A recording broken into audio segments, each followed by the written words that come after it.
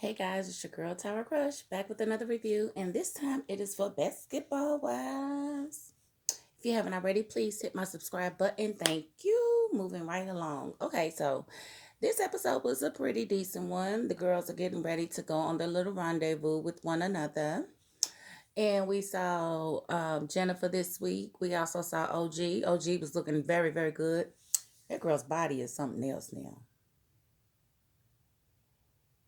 I need to go to OG's workout classes because I got enough mass now, and now I just needed to go in the right places. And I want my booty to sit up like OG's booty be sitting up too. I like that. You go, girl. So OG, I really liked her energy when she went to dinner with her family.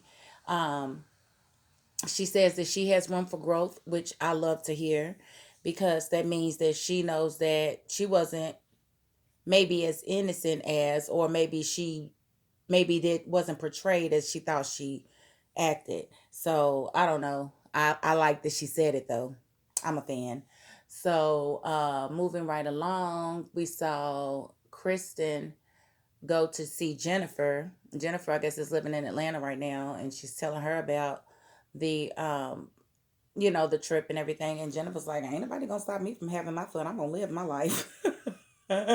Jennifer with her pretty self. So she's gonna be there, and Jackie is messy already. She already getting a second house, which I think is the best idea if she wanted all of Jennifer and OG to come. I think it's best she does get a second house, but dang, you like really bum rushing, Evelyn's getaway with people that she don't necessarily deal with. But again, she's getting a separate house, so I ain't got no problem with that. Now, she did mention that maybe possibly, Evelyn and OG could have a conversation and maybe get past some things.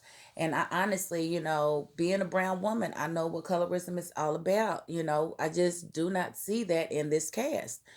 I personally don't. Now, what OG said is absolutely correct. She said that if you are of a darker hue, uh, in a group of women and they treat you differently, that's colorism. It would be if we didn't have so many instances of OG actually being aggressive. They actually showed a clip in this episode where she walked up on Kristen.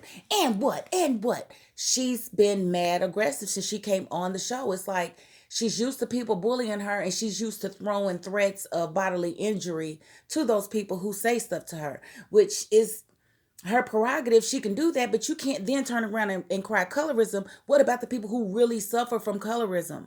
Like, I'm not saying that Evelyn is a good person. In fact, I feel like she's an issue, because why are you always into it with somebody? But you cannot accuse her of colorism when she's gone after. Hell, she said stuff about Susie on the first season. She said stuff about CC. CC is Asian. Has this a colorism issue? She don't have. Tammy Rowan is the same color as Evelyn, and they stayed at each other's neck. So what we're not gonna do is throw colorism out there when it really doesn't belong. Now, if I saw it more clearly, then I would be like, you know what, Evelyn, she needs to be off the show because that's some BS. Now, she is a bitch at times. Yes, she is. Evelyn Lozado, she always has been since she been on freaking reality TV.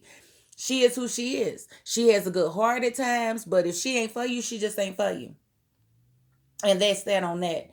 And for OG to actually go there, I felt like it was minimizing what colorism really is.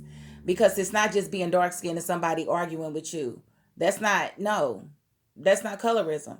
That's it's not. Now, I think OG's gonna have a hard time in court proving her case because Evelyn didn't say anything coloristic to her. The closest that she's gonna be able to explain is that monkey emoji, but that's just an emoji, a laughing emoji. So it's not what you think, it's what you can prove. And I feel like Evelyn's probably gonna win that case because she don't have no pics. To label her a colorist would mean that she only falls out with the dark skinned people on the show. Meaning she should have no relationship with Malaysia. She should have no relationship with Kristen. Brandy, that used to be on the show, which I don't know if they was cool like that, but that's basically what they're saying, and that's just not the case. Hell, Jennifer was her best friend. How is a colorist best friends with a dark skinned woman? Come on now, come on. let's let's think about this now. So I don't know. I hope they can see through it and maybe drop the cases, because I really don't feel like it should have hit court. But I do understand what Evelyn was doing, because she was losing endorsements with that accusation. You can't just do that. You can't just throw that around. So I don't blame her for fighting for her, for her monies. But I hope they are able to resolve it, because I just think it's better when everybody's getting along to some degree, and it's not so much division. Like they're gonna have two houses. That's just like sloppy and messy all by itself. So let us hope and pray that they can work through it. Um, I think it was beautiful seeing Malaysia talk to her kids, even though it was, very triggering. Because as a black woman, we do often have to have these conversations with our children, because they are a target. They are our precious babies, but to, a lot of these cops, they are assailants. They fit the description. They are criminals, or they're about to commit a crime. Just because they're not, in the house, they must be about to commit a crime, so like Malaysia said, her brother was killed in a park and he was 17. Like, nobody else has these stories but us. So if you're white and you watch that episode and you don't really understand, trust, we have to have these conversations, because how your son can be like, well, what was I doing? Why did you pull me over? Our son would be dead for asking those questions.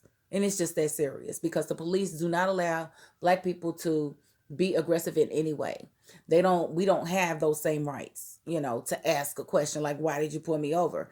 Get on the concrete is 9 times out of 10 what the next step is going to be. And until people really realize how deep it is for black people, they'll never understand it, and they'll think that Black Lives Matter is a terrorist group. And it's not. It's not. 97% of Lives Matter marches were peaceful, and they look 3%. 9 times out of 10 was initiated by somebody from the far right trying to make it look like it was Black Lives Matter people. And that's just the truth on the truth. And that's that on that, as they say. So I think it was a pretty good episode. I'm anxious to see how it goes down in these houses next week, though. Hopefully, they don't drag that out and have a whole nother episode before they even leave. But hopefully, we get to see, them come together. At least some of the people that have been beefing. I mean, if 2020 didn't teach them nothing else, it should have taught them life is way too short for the crap that they be arguing over. Like, for real. A lot of people didn't even make it out that should have. So it is what it is. And that is my $5.02.